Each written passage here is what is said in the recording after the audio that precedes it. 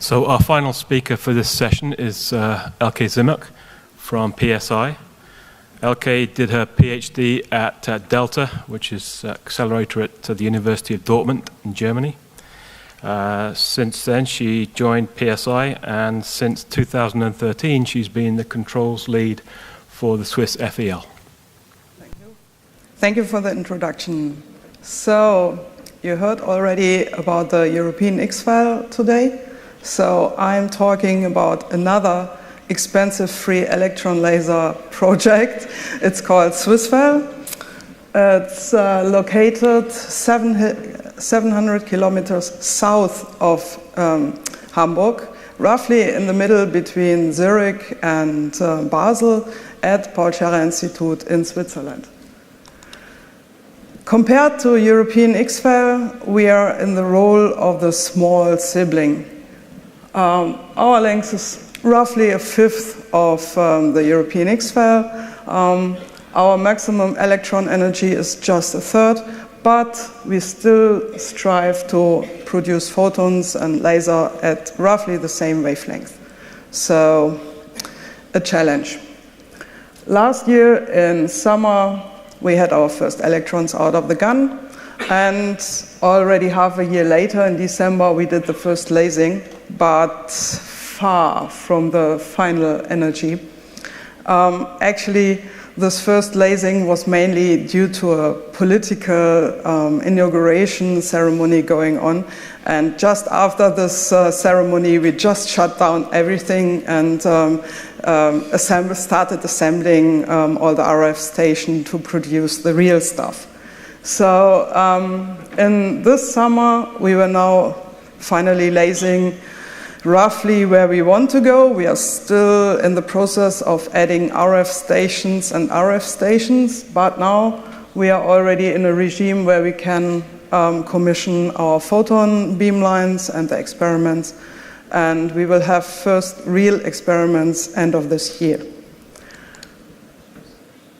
For the control system, in 2009, we decided we have good experiences with the Swiss light source. Why not take everything we have there and port our success story to another accelerator? Great idea.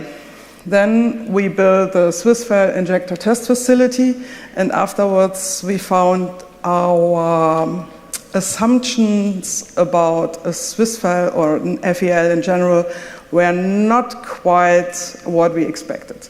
So we had to decide on new hardware, on new software, and it was already a little bit late in the project. So we are still VME based, but we moved from VxWorks to a real-time Linux. Our motion control is not longer VxWorks or VME based. It's now on Delta Tau and small Schneider motors. We are away from MEDM. We are now at CAQTDM. And we moved to a lot of newer technology for our software side as well. But we have a very good team. So the first electrons produced last year with the gun were already done and kept with our control system. So everything was working at that point. But actually, we had some lessons to learn. And I want to share 3 examples with you, so maybe you can profit from our lessons. The first lesson is about, maybe obvious, that an FEL is not just a flattened storage ring. Yes, might be obvious, but the basic thing for an FEL from the controls perspective is that it is a pulsed beam. So everything needs to have a trigger. You have to have the timing system nearly everywhere.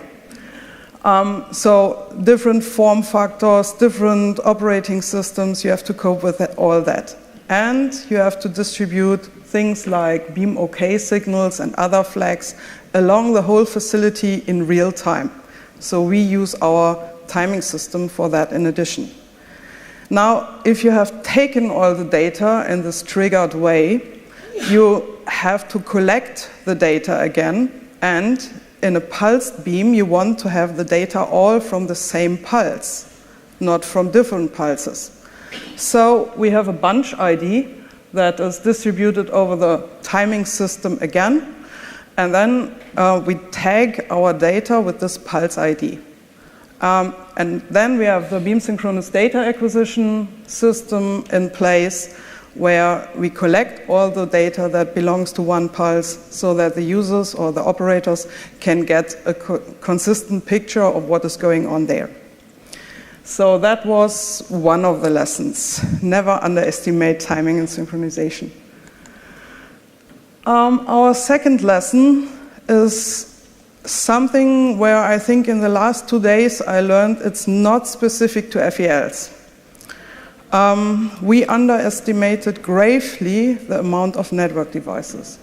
At the SLS, most of our devices along the accelerator or in the beamline are connected to some VME computing nodes. In EPICS, they are IOCs, and they are connected over the network to some consoles.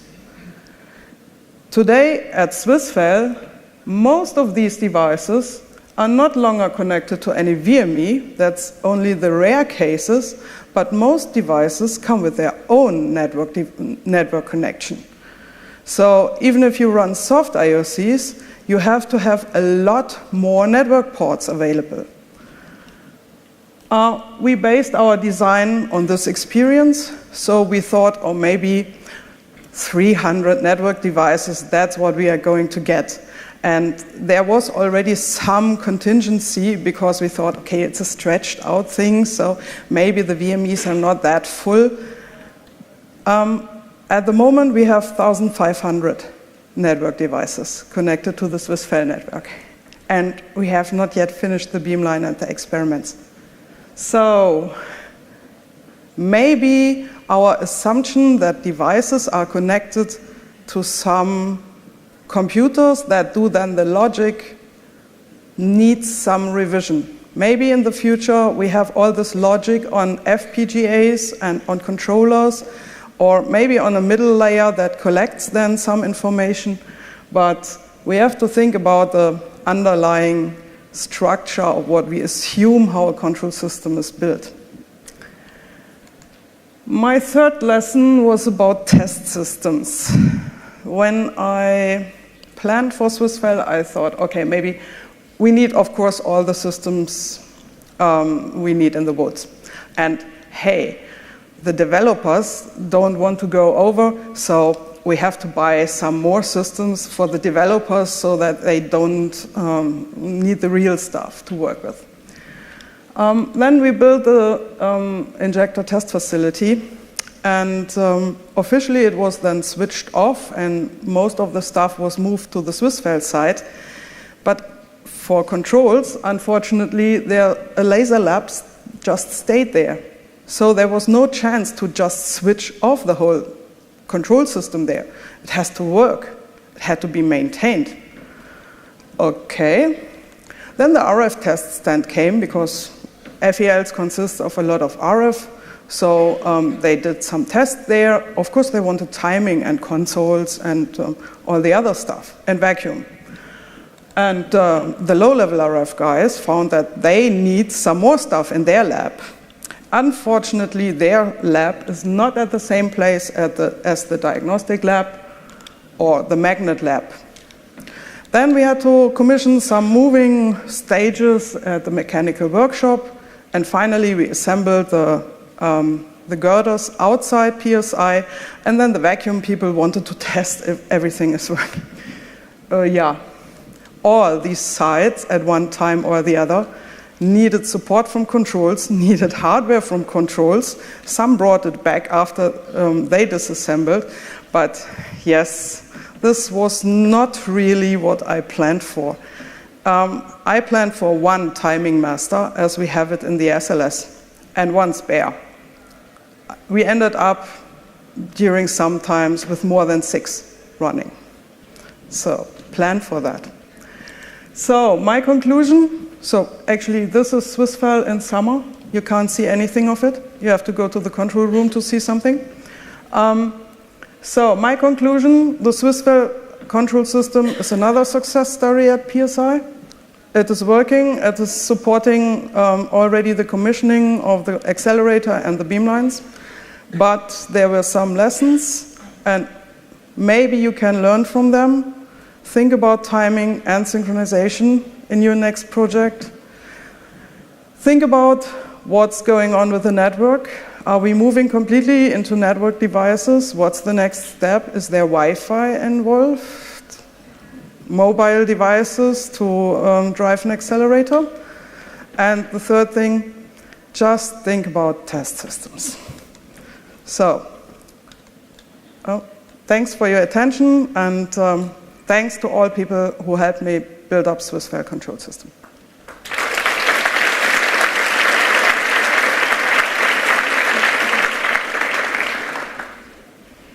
We have time for some questions for Elke.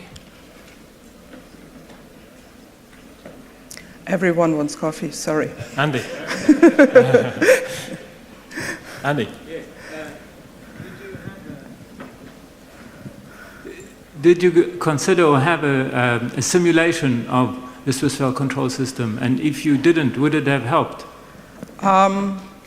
We did not have anything because a lot of the specifications came late, to put it politely. So maybe we can build a simulator later on. Yes, it would have helped because a lot of stuff is really new and the software has to cope with all that. But on the other hand, there is a lot of new hardware involved and we need to use that. For the next big project, I would go more into detail of all these test systems and try to learn the stuff already there instead of spending time on building a virtual accelerator. Of course, if there is one, I take it.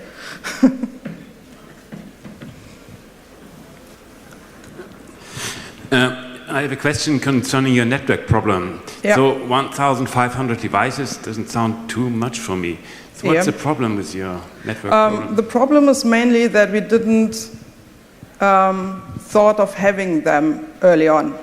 And then, of course, some of these devices are giving data. We have a 100 Hertz machine. Some of the cameras give you data with 100 Hertz. Of course, everyone, if you ask the scientists, do you need this camera really with 100 Hertz? They say yes. Who will look at that with 100 Hertz? But with 3 cameras, you can fill up a gigabit network easily, meanwhile. And so you have to think carefully of the topology, how this is done.